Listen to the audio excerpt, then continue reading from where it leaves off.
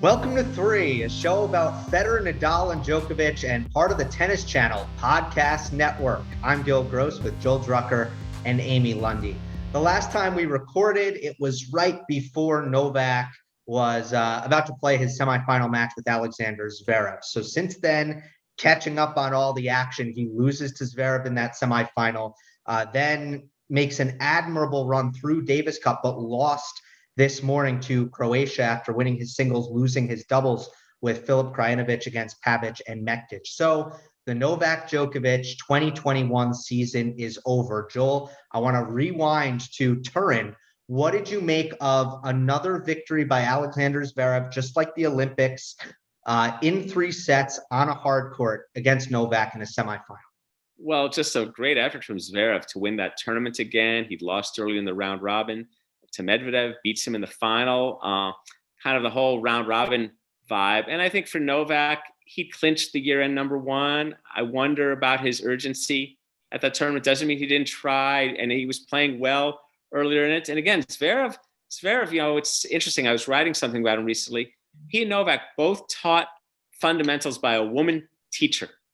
And there's an aspect of Zverev's game that's a lot like Novak's game, except with a bigger serve sometimes.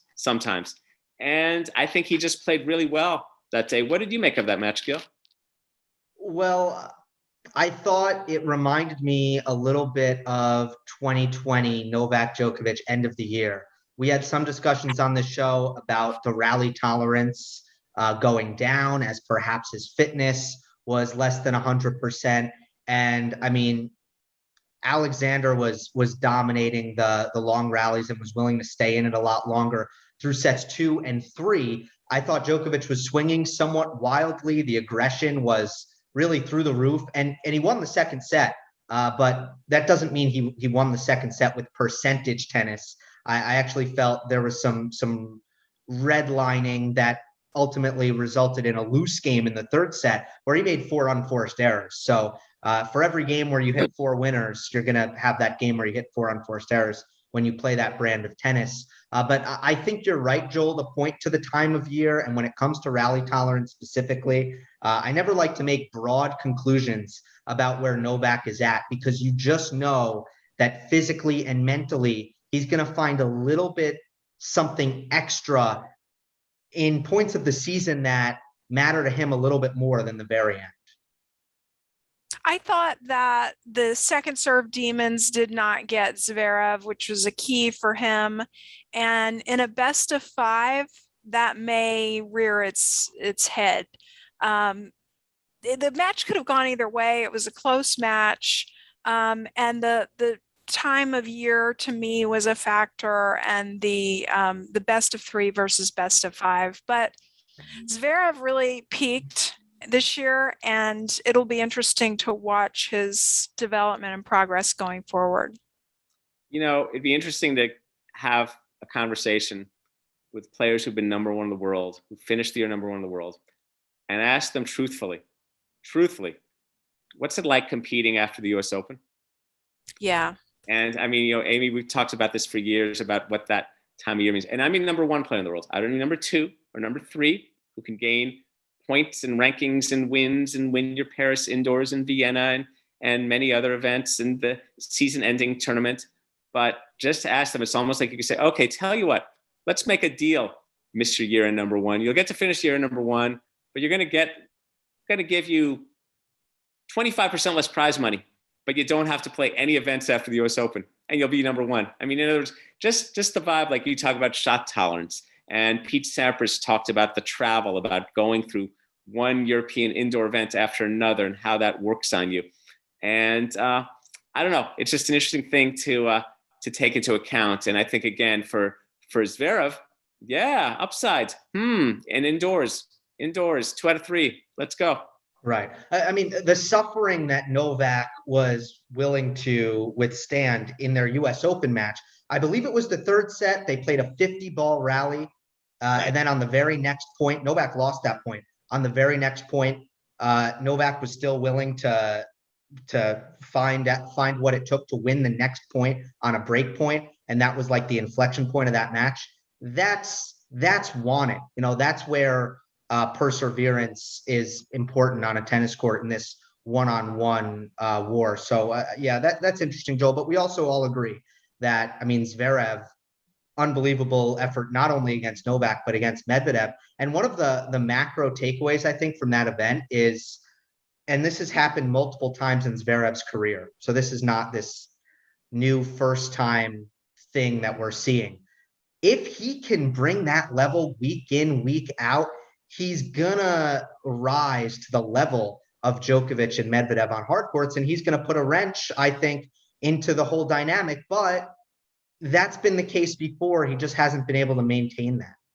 Well, the question for the guy who's 3, like he is now, like Novak was, like guys like Nalbandian and Dave Ferrer wasn't, well, he got pretty high too, is how do you then make that next step, or do you? And Murray, and that's kind of challenging. You never know. And if the person's going to end up being, oh yeah, this was the best guy in his time who didn't win a slam, or is he? And I think Zverev has, obviously he's shown a great many of the tools, but I'm not still convinced much about the slam things. There are some better results this year, 2 semis, but we'll see. We'll see how he keeps broadening his arsenal. Don't you think it's mental though? The whole game is mental. Okay. Well, Ferrer, I would say Ferrer, for example, because that's who we compared it to. That wasn't mental. That was physical. He was never going to be able to get to that level, right? Well, not never, no, but it was going to be difficult. He was going to require some help. Whereas with Zverev, I think it's a question of tool building. And also, look, there's lots of things going on for him. He still has this investigation going into these allegations. And it's also what I liked. I think what we so loved about Ferrer, his loyalty was true and focused and always. And I think Zverev creates distractions for himself. Some of the ways he talks about things, his existence, his existence in the tennis world. And I don't know. I'm curious to see how he continues to evolve his game. Is he going to come up to net more? Is he going to dimensionalize? He's going to improve his forehand. Lots of things. He is coming to net more, but I just wanted to throw in that on top of everything with Zverev further complicating, he gave an interview, I believe, in a German publication several years ago, indicating that he's diabetic. Not a lot of people know this about him, but he does. You will see him checking his blood sugar monitor sometimes. And that's really hard to maintain as a professional, elite, world-class athlete, to maintain your blood sugar and make sure that you can get through that match. That's something that I think is really tricky, and it's admirable. He seems to have really found his groove, at least on that front this year. That might explain some of the 5-set slam challenges he's had, where there's a way 2 out of 3 indoors, you can see that finish line a lot sooner at a 2 out of 3 set match indoors than you would in a best of 5 outdoors. And again, in Novak, you're right. Okay, a 50-ball rally. I don't care if I win or lose this rally. I don't need to win this rally to win the match. In fact, even losing the rally that might be even better. So what? I lost the rally, but okay, let's do another. Mm-hmm. And another. I mean, Novak is just unbelievably fit. And he made some of those changes himself just over 10 years ago. Well, Zverev has never been very successful in Australia, surprisingly. So we're going to see how he follows up his second career year-end championship title, and we'll see if he can bring it and beat his chief rivals in a major. That's something that he has never done in his career. To your points, Joel and Amy.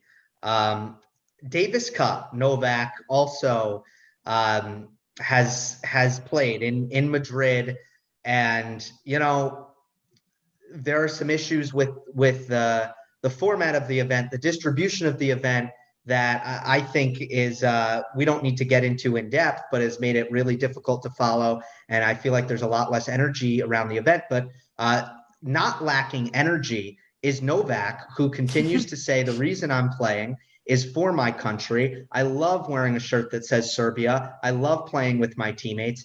And Amy, it was a pretty good performance by Novak in Davis Cup, although Serbia loses in the semifinals to Croatia. In singles, the guy is just money in the bank. I mean, he didn't even have his serve broken again throughout the tournament. And just watching him against Cilic today, I thought if Roger Federer makes winning look easy, Novak makes winning look hard. In other words, your opponent thinks, I can never do what he does, stretching his body out, getting to balls, just making balls that he had no business or no right making. It's just demoralizing. And he kind of demoralized Cilic today. Yeah, but it was interesting when you were watching the doubles, Amy, and they go up against Mektic and Pavic, who they've just had an unbelievable year. They are clearly far and away the best doubles team in the world.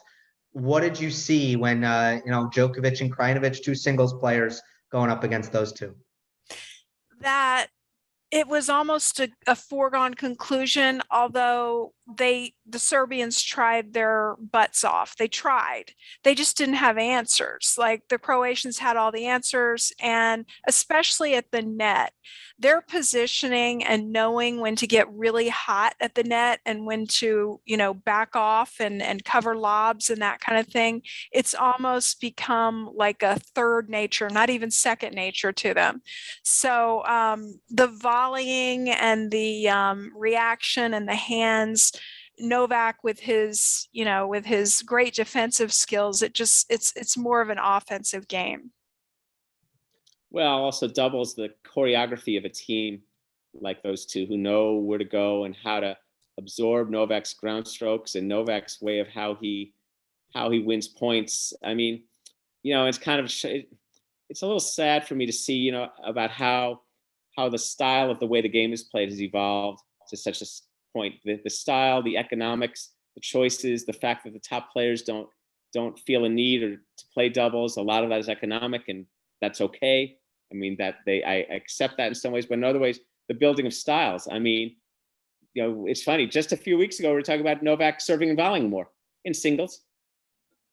But that doesn't mean in doubles. And doubles is a different deal. Serving and volleying is different in doubles and different returns and the partner thing. It just shows you how the evolution of skills is built in tennis. I sound like someone in American football talking 60 years ago about how we used to play offense and defense in the same game. And now we're playing offense and defense. But in a way, this is what pro tennis has become. I think, though, just to give a mini cameo for our recreational world, it doesn't have to be that way recreationally, but at the pro level, I mean, high-level pro doubles is a real art form. Okay, the biggest story in tennis in the last couple of weeks is undoubtedly the Peng Shuai situation. Obviously, we want to talk about how this has been responded to by Federer, Nadal, and Djokovic. And I know, Amy, that you've watched that closely. Novak Djokovic was really out front when this whole thing was happening. He was the first one of the three to, jump into the discussion on social media and say, we've got to find her. We've got to make sure she's safe. I support the WTA, pretty decisive and strong words. And then we didn't hear anything from Roger Federer. And, keep in mind, like, we're hearing from the ATP, we're hearing from the President of the United States, we're hearing from the United Nations, all these, Billie Jean King, Andy Murray, and Wimbledon. And we're still not hearing anything from Roger Federer. And then rather than put anything on social media, he, during an interview that he gave, was asked about it and, said something very minimal. Well, I hope that she is safe. And of course, we, want her the best for her and her well-being. And I just found it very interesting that the very next day, Nadal choreographed his response in lockstep, the very same way he, in an interview, was asked about it and did that, but nothing on social media, not part of the hashtag movement, anything like that, no official statement. And some people said, oh, well, Roger Federer has a lot of business interests in China. They all do. We all do. Even if, you are not sponsored by a Chinese company, whatever company sponsors you, I can guarantee you has probably some business interest in China. So that really is not material. I understand that Federer has to be very careful, but I was personally, in my opinion, I was really impressed by the strong way that Djokovic came out, and he has since spoken about it again, and not too high on what the other two did, but maybe as part of the ATP Council, they can show some leadership on down the road. Let's see, for example, as things continue, the ATP still has events scheduled in China. And Roger Federer put out that tweet some time ago that says, oh, I was thinking it'd be time for the ATP and WTA to maybe merge or work together. Nadal seconded it.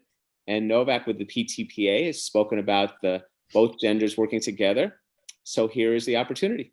So that'll be interesting to see as the calendar advances and players make their decisions about whether they're going to play in China. I mean, I'd like to think that if I was a top 50 player, male player now, that I would say, okay, I too, I'm not going to play. And you could even say to the ATP, go ahead, find me for skipping the Masters Series event that I should be playing in Shanghai or whatever. Many of the ATP players said that they would be fine if they didn't play in China, including our favorite Jan-Lennard Struff came out and said, I would be more than fine if I didn't have to play whatever in China. Well, and he might be seated. Yeah, that's right. It's true. He's captain 34. So, well, then let's see. Then good. Then it'll be interesting to see how the action occurs. If the action occurs at the institutional level with the ATP doing what the WTA said, or individual players leading a groundswell themselves and saying, not me, not me. And the ATP saying, wow, enough of our players see it this way. I mean, it's interesting to see. And I wonder how Andrea Gaudenzi and the other ATP leadership are looking at this, as well as the ITF. What about things like the Billie Jean King Cup and the Davis Cup? Yeah, I'm surprised that the ATP did not act in lockstep with the WTA. It really does make it seem like the entire Tennis United campaign, and Gaudenzi ultimately being someone who's publicly been an advocate for some sort of a merger. It's surprising that he didn't make that move, especially considering that the WTA has 9 events in China, including their tour finals. The ATP has a whole lot less. So it's a smaller slice of the pie that they are still choosing to hold on to. With that being said, and I've had a very clear conscience about covering this story, being vocal and unfiltered about this story. I struggle to judge anyone, especially individuals, and give corporations a little bit less slack, I think, who protect their money. You know, if you make the choice to protect your money, it kind of reminds me of the active shooter. Would you be the one to go try to disarm the active shooter? And everyone wants to say that they would in their shoes. Everyone wants to believe. I would want to believe that I would be the brave person to try to save lives and risk my own. Everyone wants to believe that they are that person, but you don't know unless you're there in that situation. So I just hesitate, you know, and while I do want to praise Novak, while I do want to praise the WTA especially, because they really, I believe they will lose a lot of money over this. Anyone who has put their values in front of that profit, I commend. But anyone who has chosen not to do that, I can't come down so hard, because I think it's a difficult thing, and it's a lot easier to say that they should sacrifice those dollars than to actually be in the position and do it. That's a great point. Now, I'm going to add a parallel utopian notion. WTA for years has been unable to attract a title sponsor since the Sony Ericsson days. And it'd be very interesting. The women's tennis has once again shown itself with this act as a vanguard of some social consciousness, going back to when the tour itself was started with Billie Jean King, and then people like Navratilova and others. So what if a company or some companies said, women's tennis, you stand for the kind of values that we're about, whether we're a financial services company, whether we're a consumer products company, I don't know what that company, a technology company, you are leaders. Look who you women's tennis players, you are leaders in the world. So we are going to align ourselves with women's tennis for that reason. And we're going to create, parallel programs for people of different ages to engage with our, because companies are always looking to show when they sponsor things that they stand for something more than just their commodity product, that they have a value proposition to offer. So it'd be very interesting to see if some sponsors thought women's tennis has something really going for it that could be interesting, because the WTA just took decided to take a major economic hit with this. I mean, yeah, but again, it's going to be hard to find a major company like, a L'Oreal or a CoverGirl or Maybelline or something like that doesn't have some interest in China, because a lot of the products or the containers or some ingredient comes from China. So, this sweater that I'm wearing, I can almost guarantee you was made in China, but that being said, with regard to the ATP, I did want to point out that this is just a fact. You can judge it however you want. ATP Media, which is an arm of the ATP, technically separate but related, is partially owned by a Chinese interest or a Chinese company. So there is that to consider. So that may be some reason why they weren't able to cancel their tournaments there. Interesting. I think I don't know that. Did you mean they could have or they couldn't have, or a reason why they chose not to?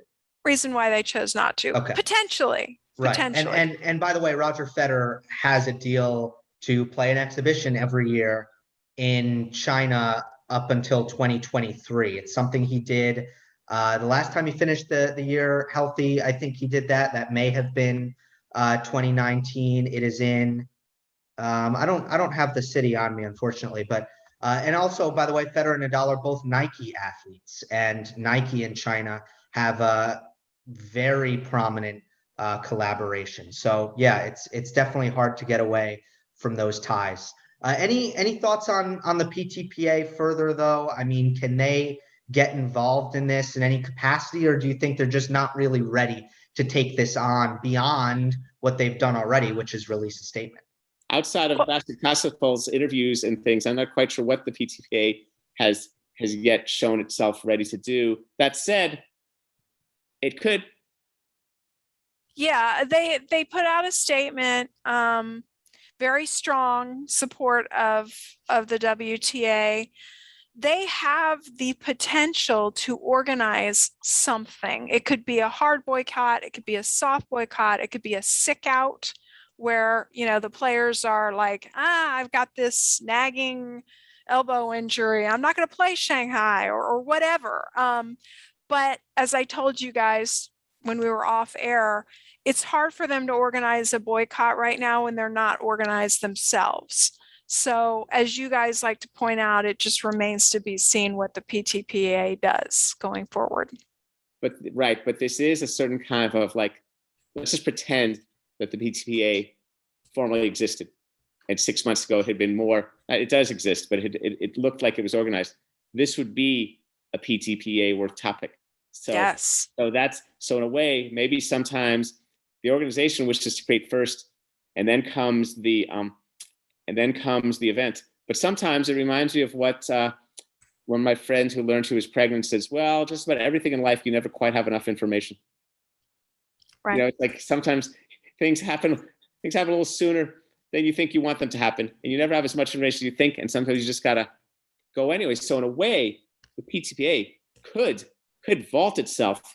This could be a large gain for the PTPA if it took a stand in that, from meager status to like, here we are.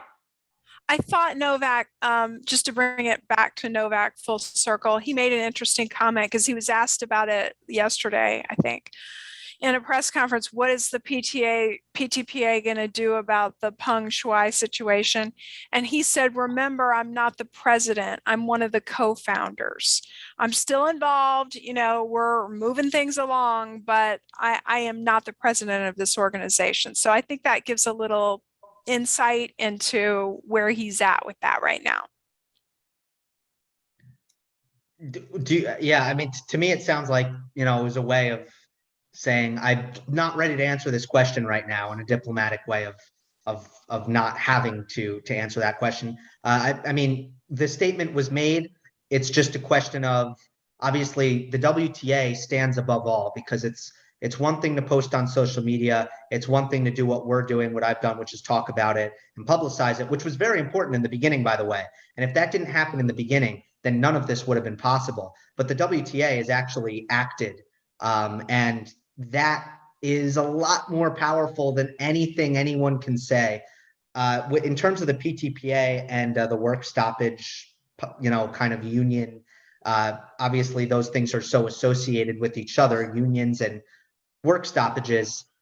Yeah, I think, Joel, you make a really good point. For the PTPA to really gain as much traction as they probably hope to, the players need to be very upset about something, right? Because that's breaking the status quo. If the players aren't upset about something, then this PTPA thing is not going to work. I don't know if the Peng Shuai development is that something that is going to unite all the players against the establishment. I would think probably not, but that's a good thing just to keep in mind.